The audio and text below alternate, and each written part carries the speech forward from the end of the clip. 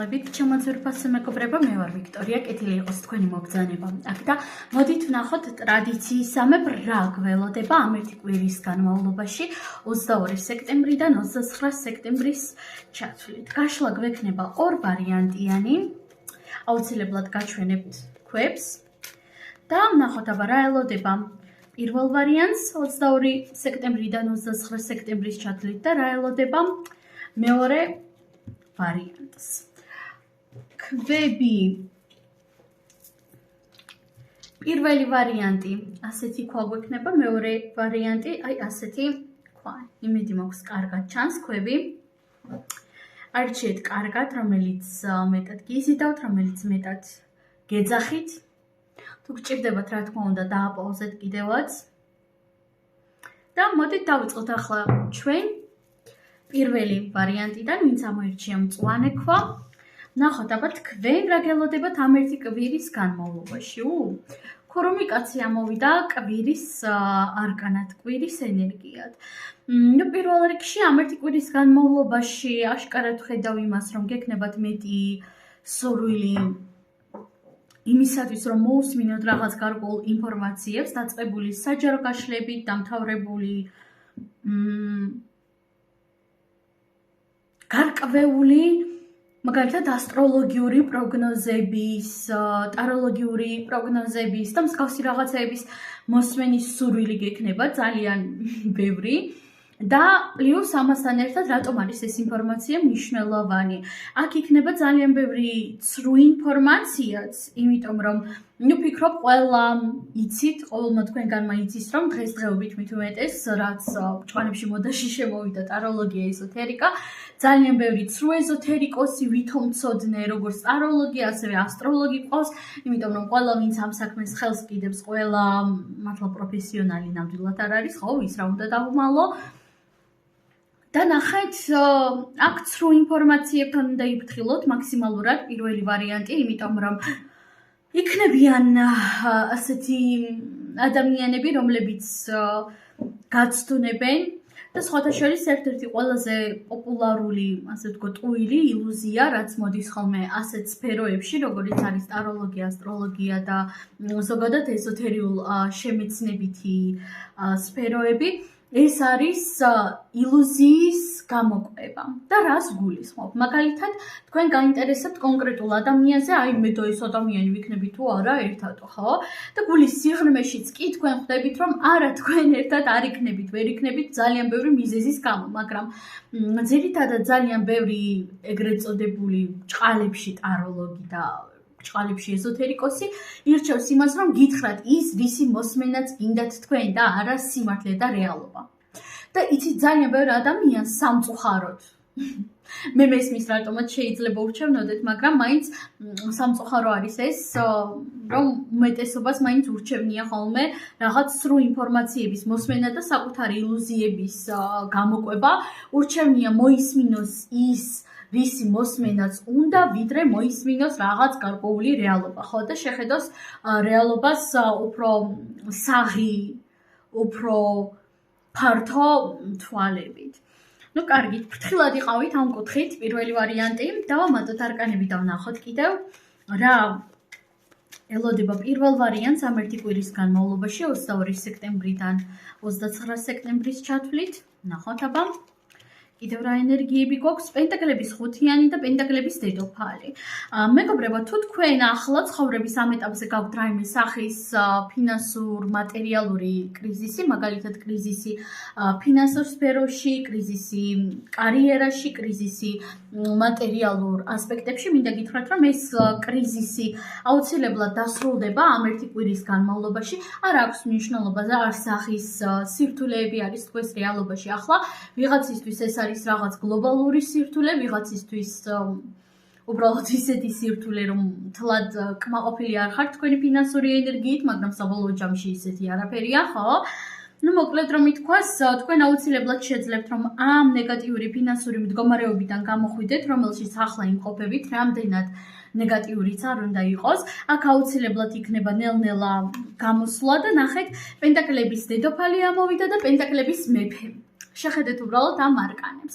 თუ თქვენ ყავთ პარტნიორი და მასთან ერთად შეგექმნათ, მაგალითად, ოჯახში არის ფინანსური პრობლემები, ან რამე მსგავსი, მინდა გითხრათ, რომ აქ ორივე თქვენგანის რეალობაში შეიცვლება. ორივე თქვენგანის რეალობაში იქნება დადებითი ცვლილებები. ხოლო ვისაც არ ყავთ პარტნიორი, აქ თამამად შემიძლია გითხრათ ის, რომ ცხადია გარანტიას ვერ მოგცემთ, მაგრამ შესაძლოა ამ ერთი კვირის განმავლობაში სამსახურში ან თქვენ სფეროში გაიცნოთ ვიღაც ისეთი ადამიანი, რომელიც ნამდვილად დაგაინტერესებთ. იმიტომ რომ პლუს ამ ყველაფერთან ერთად ამოვიდათ ასების სამიანი და კვერთხების ორიანი.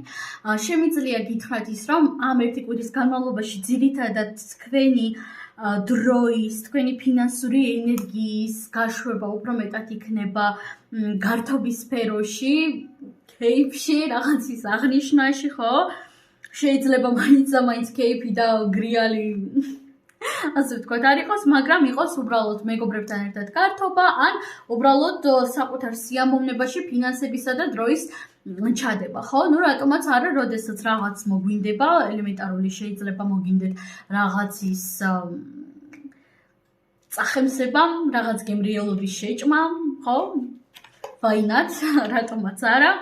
შეიძლება ამაში წაიღოთ თქვენი ფინანსები. ნუ მოკლედ რომ ითქვას, საკმაოდ საინტერესო კვირა გელოდებათ ამ კუთხით, მაგრამ ერთადერთი გავიმეორებ ცრუ ინფორმაციებთან იყავით მაქსიმალურად თხილად და ნახეთ კინაღამ აუჩეხე, მაგრამ დასტის ძირზე პენტაკლების ტუზი მოქვს. ეს ნიშნავს მხოლოდ ერთს, ეს ნიშნავს იმას, რომ მეგობრებო, ფინანსური ახალი შესაძლებლობები თქვენ გიახლოვდებათ პირველი ვარიანტი, მაგრამ უნდა იყოთ მაქსიმალურად ყურადღებით, იმიტომ რომ პენტაკლების ტუზი ხანდახან არის ხოლმე ძალიან პატარა, ძალიან მცირედი დოზით და შეიძლება გამოვტოვოთ. კარგი, სულ ეს არის პირველი ვარიანტი. ასევე დავამატებდი პატარა რეკომენდაციას, რომ მეტი დრო დავუთმოთ თვით შემეცნებას, ვიდრე შემეცნებას სხვა ადამიანების შესახებ. და ვნახოთ ახლა მეორე ვარიანტი. მეორე ვარიანტის არკანი, ვინც ამოირჩია, აი ეს ქვა. ვნახოთ თქვენთან რა ხდება და თქვენთან ამოვიდა კვერთხების ცხრიანი, როგორც სიგნიფიკატორი. ნუ კვერთხების ცხრიანი არის ერთგვარი შინაგანი ქაოსი, შინაგანი დაპირისპირება და აქ იცით როგორ სიტუაციას ვხედავ ძალიან მძლავრ დაძაბულობას, როდესაც ადამიანი ბევრ საქმეს, ბევრ რაღაცას ლამის ერთდროულად აკეთებს, როდესაც ადამიანს ძალიან უჭირს ერთ კონკრეტულ რაღაცაზე კონცენტრაცია, როდესაც ფიქრებიც არის ქაოსში, სხეულიც აბსოლუტურად ყველაფერი ქაოსში მიდის. დავამატოთ არკანები და ვნახოთ რა ელოდება მეორე ვარიანტს, უკაცრავად ამ ერთი კვირის განმავლობაში 22 სექტემბრიდან 29 სექტემბრის ჩათვლით. ნახოთ აბა.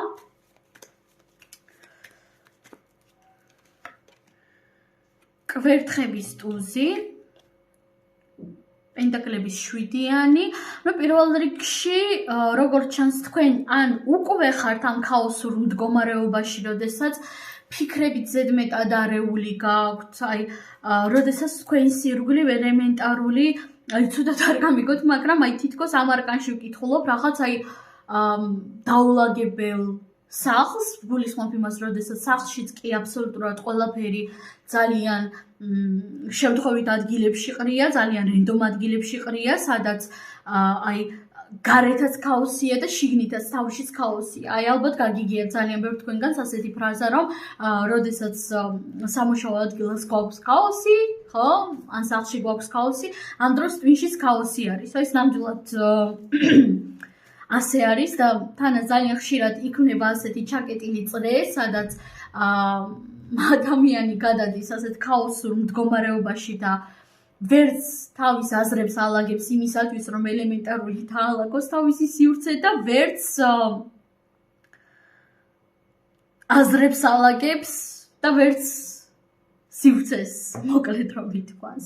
და რაღაც ასეთ მდგომარეობას ვხედავ და როგორც ჩანს თქვენ უკვე ხართ ასეთ მდგომარეობაში, მეორე ვარიანტი, ან ახლა შედიხართ ნელ-ნელა და პირველ რიგში მინდა გითხრათ, რომ თქვენ ამ მდგომარეობიდან გამოსვლის შანსი აუცილებლად მოგეცემათ და ნახეთ თქვენ და გაიაზროთ ის, რომ ზოგადად წარმატება და ზეგავლენა, იქნება ეს ზეგავლენა ფულზე, ადამიანებზე, ზოგადად წარმატებაზე, ხო, ნებისმიერი სახის დაწყებული რაღაც წვრილმანებიდან და მთავრებული რაღაც დიდითა და გლობალურით, ეს ყველაფერი ნიშნავს ასევე დიდ პასუხისმგებლობებსაც და ზოგადად თქვენ ძალიან ყოჩაღი ადამიანი ხართ, ნამდვილად ძალიან პასუხისმგებელი ადამიანი ხართ, მაგრამ თქვენ არ ხართ ვალდებული ამდენი პასუხისმგებლობა აიღოთ საკუთარ ხელში. გახსოვდეთ ამის შესახებ, იმიტომ რომ თქვენ აშკარად ზედმეტად ბევრ რესურსსა და ენერგიას დებთ, იმაზე მეტ რესურსსა და ენერგიას დებთ თქვენს ან პროფესიაში, ან საქმიანობაში, ან თქვენს ირგვლივ ადამიანებში და იცით, ეს არანაზღაურდება იმდენად, რამდენ ენერგიასაც თქვენ დებთ. მე არ ვამბობ იმას, რომ მაგალითად თუ თქვენ საყვარელი ადამიანი ყავთ და მისთვის რაღაცას აკეთებთ, ყოველი კაპიკი უნდა დაითვალოთ და ყოველ კაპიკზე პრეტენზია უნდა გქონდეთ, ხო? რა თქმა უნდა არა, იმიტომ რომ ხან ერთი ადამიანი იქნება გამცემი, ხან მეორე ადამიანი, ხან თანაბრად იქნება ეს ბუნებრივი არის ურთიერთობებში, მაგრამ თუ თქვენ ატყობთ, რომ თქვენი ენერგია მიდის და თანაც მიდის ძალიან ინტენსიურად, ძალიან ზედმეტად და თქვენ უკვე გრძნობთ დაღლილობას როგორც ფიზიკურად, ასევე მენტალურად, მაგრამ ამავდროულად შედეგი არანაირი არ არის, ეს ნიშნავს იმას, რომ თქვენ რაღაცას არასწორად არ აკეთებთ, ხო? ამიტომაც დროა შეჩერდეთ, მეორე ვარიანტი, შეჩერდეთ, ჩაისუნთქოთ და ცოტა ხანი ადროვოთ სიტუაციას.